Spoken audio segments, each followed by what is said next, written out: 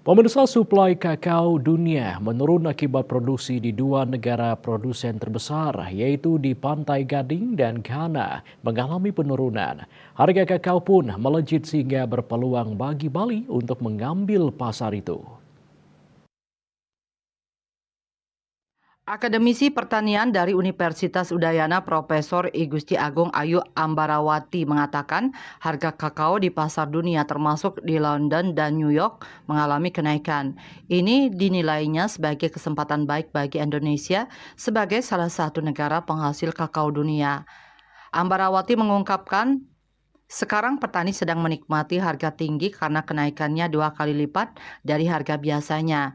Di tingkat petani, kakao kering asalan mencapai Rp70.000 dari sebelumnya Rp30.000 sampai Rp40.000. Kekurangan pasokan dunia ini sudah dirasa sejak 4 bulan lalu. Akibatnya, industri coklat kelimpungan karena permintaan tetap sedangkan suplainya menurun. Bahkan industri coklat di negara maju telah banyak melakukan PHK, termasuk di Indonesia karena tidak bisa memenuhi kapasitas mesin. Sementara Indonesia sebagai negara pengekspor juga mengimpor karena banyak berkembang industri coklat di Indonesia dari luar yang berinvestasi di Indonesia selain berkembangnya industri coklat kecil di Indonesia.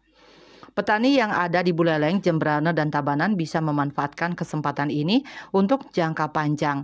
Namun permasalahannya saat ini adalah berupaya menjaga produksi yang baik karena kakao akan terus diminati.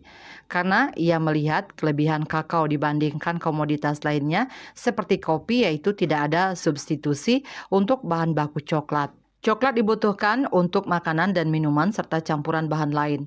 Meski Bali bukan pemain besar di Indonesia seperti halnya Sulawesi, produksi kakao asal Bali hendaknya lebih berkualitas agar lebih dinilai tinggi. Produksi kakao di Bali sesuai data BPS yaitu 4.700 ton di 2022 menurun dibandingkan 2021. Cita Maya, Bali Post melaporkan.